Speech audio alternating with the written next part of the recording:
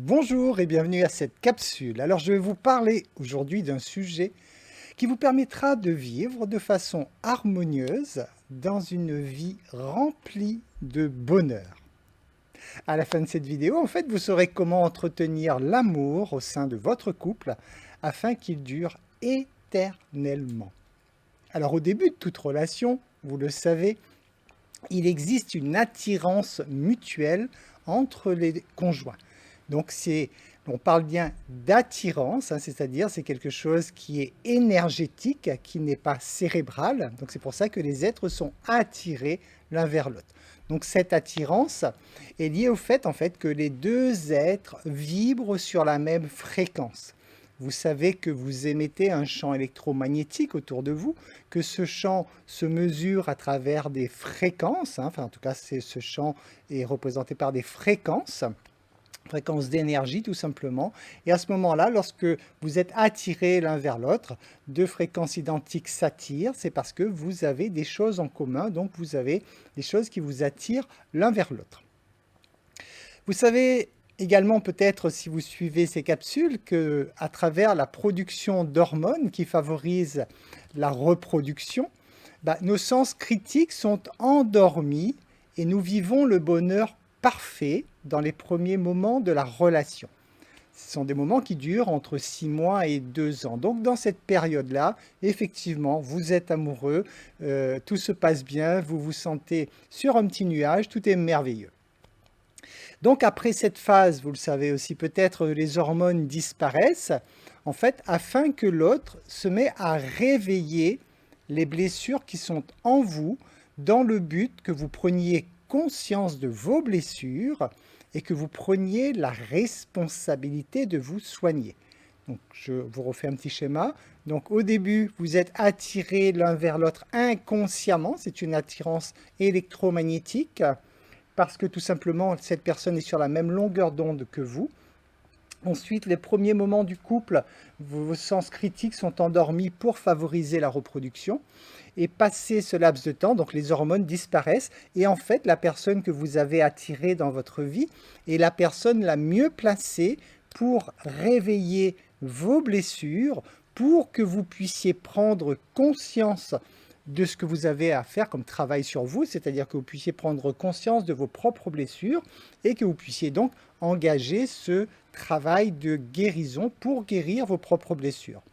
C'est en cela, en fait, que lorsque dans un couple, les conjoints ne s'entendent plus, en fait, c'est tout simplement qu'ils ont réellement attiré la bonne personne dans leur vie, parce qu'ils ont attiré la personne qui est en mesure de réveiller au mieux les blessures, donc qui est donc en mesure de les aider à se soigner au mieux. Donc c'est en ça que votre conjoint, en fait, est la personne la mieux placée pour vous aider à vous soigner. Pour peu que vous fassiez ce choix naturellement. Le problème se pose lorsque l'ego prend le dessus et que l'ego refuse de travailler sur ses propres blessures en disant en fait que ce qui vous arrive c'est de la faute de l'autre et là effectivement vous entrez dans un schéma de souffrance. Nous n'allons pas détailler tout ça, nous l'avons largement fait dans d'autres capsules. Alors pour entretenir l'amour au sein du couple, il faudra donc parvenir en fait à traverser correctement cette phase de l'après-rencontre. Parce que comme nous venons de le voir, au moment de la rencontre et dans les premiers instants, les premiers mois de vie commune, tout est merveilleux. Donc le but est vraiment de se dire, lorsque cette deuxième phase arrive, pouvoir la gérer correctement pour rester dans l'état premier. Et ça, c'est tout à fait possible. Alors, pourquoi entretenir l'amour au sein du couple? Tout simplement déjà pour faire que ce moment de bonheur initial, ce moment justement du début de la rencontre, puisse perdurer le plus longtemps possible, bien sûr. Donc, ça veut dire que vous permettez de rester constamment, en permanence, dans cet état merveilleux que vous étiez au moment de la rencontre. Pourquoi le faire également? Pour faire que lorsque vous prenez conscience que de toute façon, que vous le vouliez ou non, l'autre va réveiller vos blessures inconsciemment. Et donc, pour faire que le soin de ces blessures, en fait, se passe de la façon la plus agréable qui soit.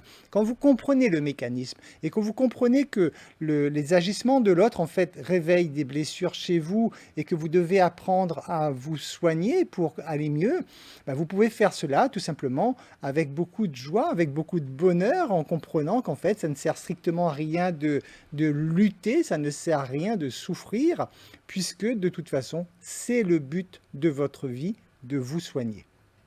Pourquoi le faire également? Parce que la recherche du bonheur, vous le savez, est au cœur des priorités de l'humain. L'humain ne vit en fait que pour, déjà d'une part, se découvrir bien sûr, mais ça il en est rarement conscient, mais il vit surtout parce qu'il est à la recherche du bonheur permanent. C'est la priorité de l'humain de tout faire pour être plus heureux. Alors, voyons voir donc maintenant comment entretenir l'amour au sein du couple. Tout d'abord, vous devez commencer par comprendre le concept des blessures et accepter que nous avons tous des blessures à soigner. Alors là-dessus, je tiens à être clair, chaque humain qui s'incarne est un humain qui a des blessures à soigner, ce qui est génial puisque ça met tout le monde au même niveau. Donc prenez vraiment conscience de cela, c'est le cas de tout le monde. Ensuite, vous devez accepter également le fait que vous avez attiré la personne la mieux placée en fait pour réveiller vos blessures, dont celle qui vous permettra de vous soigner au mieux. Donc comprendre cela, c'est déjà vraiment se dire que nous avons donc cette compréhension globale que si vous avez attiré une personne dans votre vie, c'est que c'est cette personne qui est la personne la mieux placée pour vous aider à vous soigner.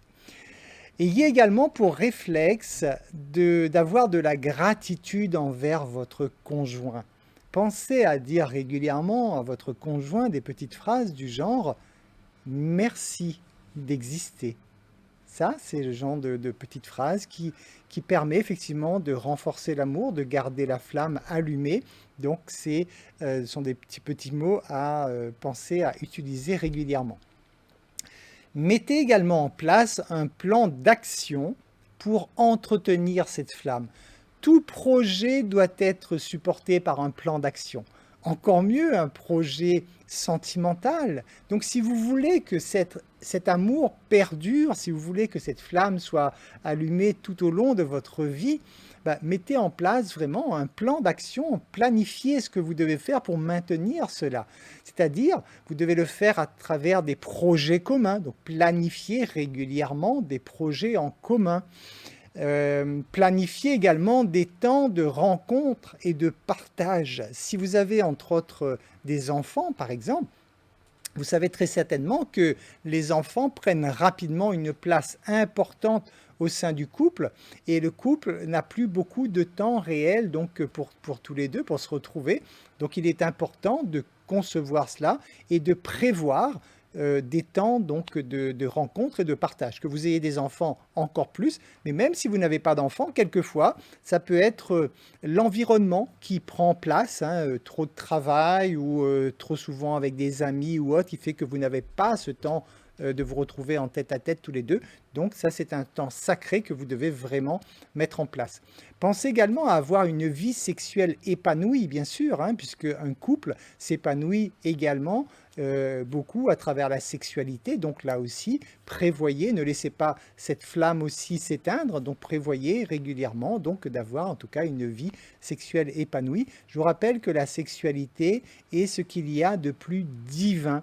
La sexualité a souvent été transformée, presque maudite par certains, alors qu'en fait, il n'y a rien de plus divin que la sexualité, parce que c'est à travers la sexualité qu'on donne la vie. Ayez du respect pour l'autre, et en acceptant le fait qu'il n'est pas toujours simple de gérer ses émotions. Donc il n'est pas toujours simple en fait à l'autre et à nous aussi de nous soigner. Donc lorsque votre conjoint par exemple se met en colère ou autre, respectez le fait que oui, à sa place, vous feriez peut-être pareil, ou si en tout cas vous aviez des blessures aussi profondes que votre conjoint, peut-être que votre comportement serait identique. Donc comprenez cela et respectez le fait qu'effectivement ce n'est pas toujours facile. Nous sommes sur Terre pour apprendre, donc nous sommes en apprentissage permanent. Donc bien sûr, c'est vrai de gérer ses émotions, par exemple, ce n'est pas chose facile, ce n'est pas chose aisée, et il faut donc accorder à votre conjoint le droit de temps en temps de ne pas pouvoir le faire correctement. Ayez également de l'humilité. De l'humilité, c'est-à-dire ayez pour réflexe de vous excuser lorsque vous avez tort. Ça, c'est essentiel pour une bonne relation de couple, hein. Ou alors lorsque justement vous vous êtes laissé emporter par des émotions négatives, à ce moment-là, ayez l'humilité de vous excuser. Ma chérie, mon chéri, excuse-moi. Voilà, donc ça c'est important d'avoir cette humilité envers l'autre. Instaurez également un petit rituel quotidien qui servira d'ancrage en fait au maintien de cet amour. Alors, un petit rituel qui servira d'ancrage, ce sera par exemple un petit baiser matinal ou au coucher, ou une étreinte, hein, se prendre dans les bras par exemple, hein. Donc c'est quelque chose qui sert d'ancrage et que vous devez faire pas régulièrement, vous devez faire quotidiennement. Alors, en parlant d'ancrage, petite parenthèse, soyez prudent là-dessus. Admettons justement que vous ayez pour habitude de partager votre amour à travers une étreinte, par exemple, donc de vous prendre dans les bras l'un et l'autre. Vous faites ça régulièrement, donc c'est l'ancrage qui se forme.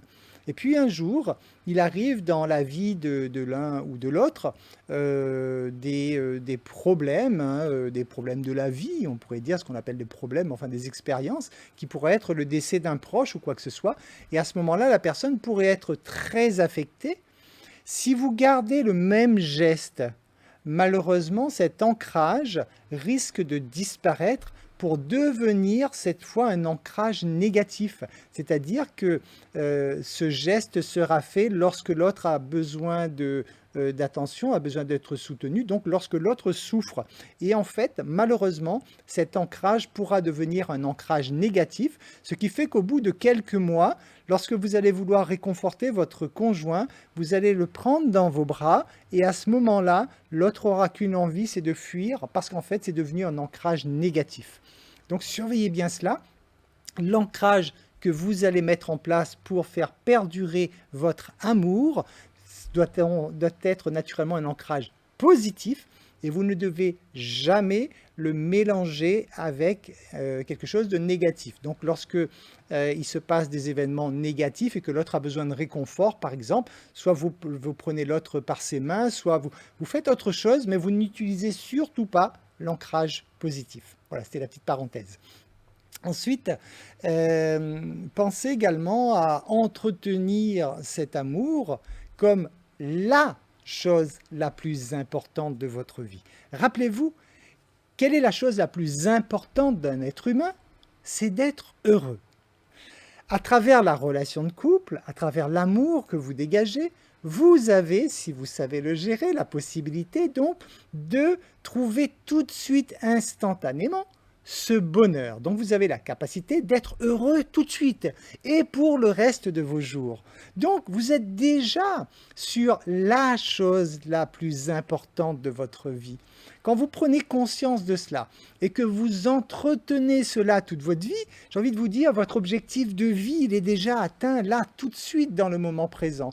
Donc, tout le reste après autour, bien sûr, amusez-vous à faire plein de choses autour, mais tout le reste, en fait, devient accessoire. Et ça, il est important de le comprendre et de le mettre en application, parce que souvent, on va pouvoir justement se faire happer, par exemple, par une activité professionnelle, ce qui est souvent le cas, dans le sens que cette activité professionnelle va nous apporter des moyens financiers, donc nous permettre éventuellement d'être heureux. Mais en faisant cela, quelquefois, les gens sacrifient un bonheur immédiat au profit d'un éventuel bonheur à venir.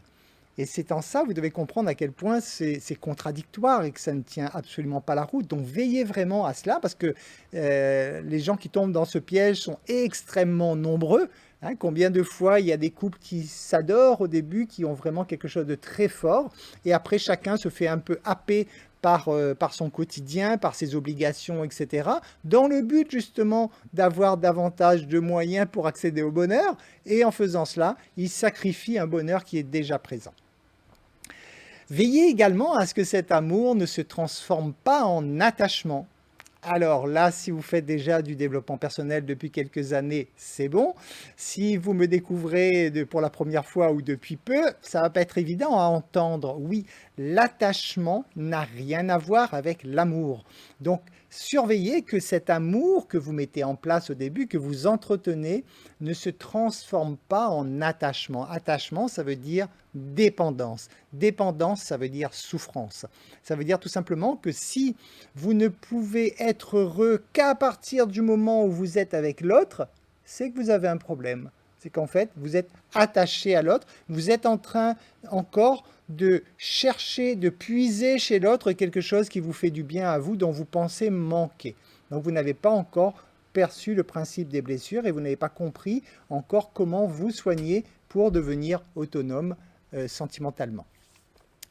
Veillez également à privilégier toujours, bien sûr, des moments dans lesquels rien ni personne ne vient interférer. Comme je vous le disais tout à l'heure avec les enfants, avec les amis aussi. Donc il y a des moments sacrés que vous devez garder pour vous tous les deux. Et ces moments, il faut vraiment qu'ils soient définis à l'avance. Et ce sont pendant ces moments-là, vous éteignez le téléphone, vous vous évadez, vous faites ce que vous voulez, mais vous êtes vraiment dans le moment présent tous les deux l'un avec l'autre. Même si ce sont des petits moments, mais ils sont précieux et il ne faut absolument pas les sacrifier. Permettez également à chacun de vivre selon ses propres goûts, hein, on revient encore sur ce concept. L'amour inconditionnel, ce sont deux êtres complets, deux êtres qui se sentent bien à l'intérieur d'eux-mêmes, qui décident d'accéder à davantage de bonheur en partageant la vie avec quelqu'un d'autre. Donc, à ce moment-là, veillez vraiment à ce que si chacun est heureux avec ses propres goûts, avec ses propres habitudes, des choses comme ça, veillez à respecter cela, que chacun puisse continuer à voir ses amis d'avant la rencontre, par exemple, ou garder ses petites habitudes d'avant sa rencontre de temps en temps. La seule condition, je dis bien la seule, l'unique condition étant la fidélité. Si le couple est fidèle, ce qui est la seule raison d'être du couple, à ce moment-là, j'ai envie de vous dire, tout le reste autour, tout le reste est acceptable parce que tout le reste veut que vous appreniez à accepter l'autre tel qu'il est. Apprenez également à communiquer en toute franchise. Pour pouvoir faire cela, dites-vous bien qu'il va falloir exclure tout jugement et toute critique, parce que si vous vous confiez à l'autre et que vous avez en retour des jugements ou des critiques, vous allez vous fermer naturellement. Donc tous les deux, apprenez vraiment à communiquer vraiment en toute franchise. Pensez également à faire que vos échanges intimes, vos petits secrets entre vous, restent en fait des secrets entre vous. N'allez pas raconter ça aux copains, aux copines, etc. Vous, ça c'est entre vous, c'est votre petit cocon à vous, c'est vos petits secrets à vous dans votre couple. Et ça, il est important que vous puissiez garder cela au sein du couple. Utilisez également en termes de communication la technique du sandwich, hein. Vous en avez peut-être déjà entendu parler. La technique du sandwich est donc une technique banale, j'ai envie de dire, de communication, mais qui est très puissante, dans le sens que la technique du sandwich, vous allez commencer, lorsque vous avez quelque chose qui pourrait être désagréable à dire, mais que vous devez dire, parce que c'est le principe d'une bonne communication, vous allez commencer par adoucir d'abord, par préparer le terrain en quelque sorte, hein. Donc vous allez commencer par faire que la personne face à vous donc, se sente bien, donc à travers soit des compliments, soit à travers des petites choses de ce genre. Et donc, vous allez vraiment veiller à ce que d'abord vous préparez le terrain en quelque sorte, ensuite vous mettez le milieu du sandwich, c'est-à-dire vous dites cette fois ce que vous avez à dire, et lorsque c'est terminé, vous finissez, vous refermez le sandwich également par de nouveau un compliment, un encouragement, des choses comme ça, hein. Pareil, lorsque vous êtes dans le milieu du sandwich, hein, lorsque vous êtes là donc à émettre une éventuelle critique, par exemple, il faut systématiquement que dans ce milieu de sandwich, dans cette critique, il faut que vous puissiez placer une idée de solution. Parce qu'il est facile de critiquer, mais si vous ne savez pas faire mieux, et dans ce cas, il ne faut pas émettre la critique. Donc, lorsque vous êtes dans le milieu du sandwich, vous dites ce que vous avez à dire et éventuellement, vous préconisez une solution. L'autre en fait ce qu'il veut, mais au moins, vous avez préconisé cette solution.